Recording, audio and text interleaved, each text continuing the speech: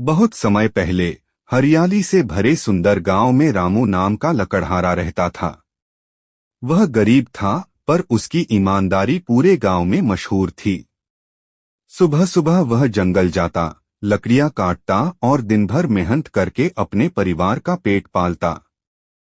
रामू, ज्यादा मेहनत मत करना, तुम्हारी सेहत भी जरूरी है। सीता, जब तक हाथ पैर चल रहे हैं तब तक मेहनत ही हमारी दौलत है। बाबा, आज आप मुझे भी जंगल ले चलो ना। अरे नहीं बेटा, वहाँ बहुत गहराई है, तुम अभी छोटे हो। रामू जंगल पहुंचा। चारों ओर पेड़ों की हरियाली, पंछियों की चहचहाहट और बीच में बहती हुई गहरी नदी। उसी के किनारे बैठकर उसने लकड़ियां काटना शुरू किया। धप्प, कुल्हाड़ी फिसलकर नदी में गिरती है। अरे, मेरी कुल्हाड़ी! अब मैं क्या करूं? यही तो मेरा एकमात्र सहारा था। अचानक नदी में लहरें उठीं और जल से एक देवी प्रकट हुई।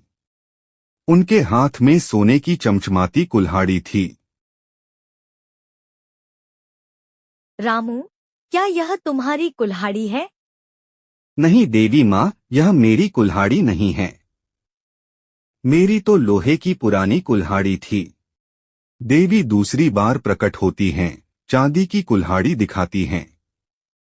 नहीं देवी माँ, यह भी मेरी नहीं है। तीसरी बार साधारण लोहे की कुल्हाड़ी निकलती है। और यह? हाँ, यही मेरी कुल्हाड़ी है। यही से मैं अपना जीवन चलाता हूँ। रामू, तुम्हारी ईमानदारी देखकर मैं प्रसन्न हूँ। लो, ये तीनों कुल्हाड़ियाँ तुम्हें देती हूँ। नहीं देवी माँ, मैं केवल वही लूंगा जो मेरा है। सोने चांदी की कुल्हाड़ी मेरी नहीं है। रामू, यही तुम्हारी सबसे बड़ी ताकत है।